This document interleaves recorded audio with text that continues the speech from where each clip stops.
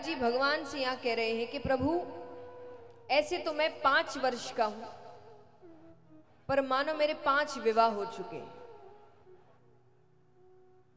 अच्छा, विवाह मतलब बंधन, तो वो कहे मोह माया रूपी विवाह, काम भोग क्रोध, तो वो कहे कि अब चाह कर भी मैं इनसे छुटकारा नहीं पा सक रहा। भगवान कहते हैं भोगों का उपभोग तुम जन्मों से करते आ रहे हो। कब से? वर्षों से भी नहीं, जन्मों से। अभी तक तृप्ति हुई है? तो भगवान कहते हैं कि भोगों का उपभोग तुम जन्मों से करते आ रहे हो, पर अभी तक तृप्ति, और वो होगी भी नहीं। अगर उपभोग करते रहेंगे तो तृप्ति कैसे होगी? भगवान कहते हैं अगर कुछ छोड़ना है, तृप्ति चाहिए, तो तुम्हें उसका त्याग करना पड़ेगा, वो छोड़ना पड़ेगा।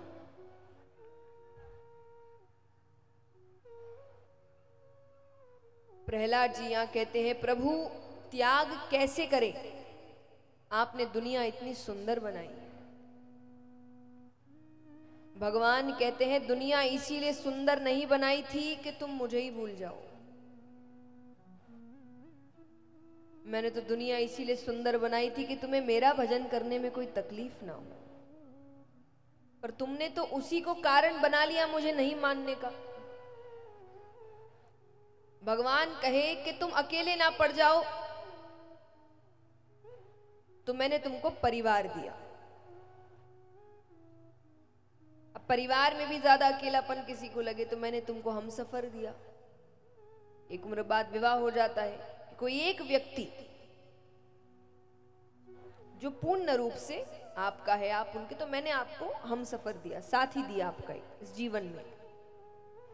आपका अपना परिवार हो, मैंने संतान दी। अपनी खुशियां बांट सको, रिश्तेदार दिए,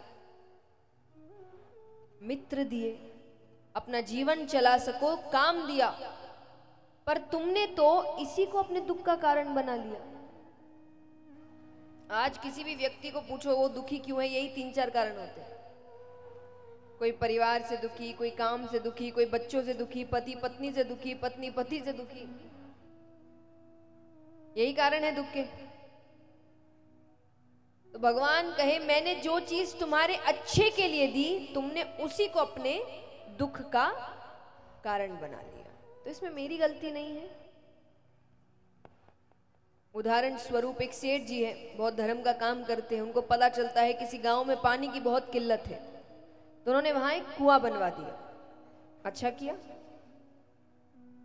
सब गांव वालों को बहुत आसानी हो गई।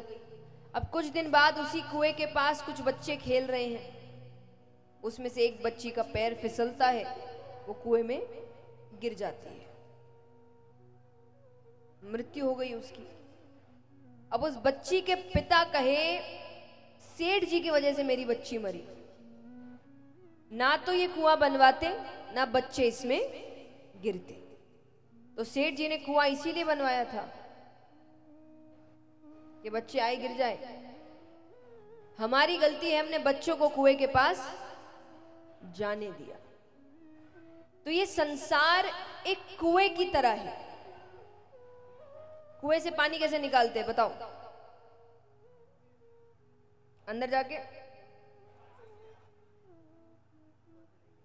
रस्सी बांध के, रस्सी पे बाल्टी लगा के, बाहर खड़े रहकर बाल्टी से पानी खींचते हैं। तो संसार कुएं की तरह है। बाहर खड़े रहकर अपनी जरूरत की चीजें निकालते रहो। ज्यादा अंदर जाने की कोशिश करोगे, डूब जाओगे, फिर बाहर आना मुश्किल है।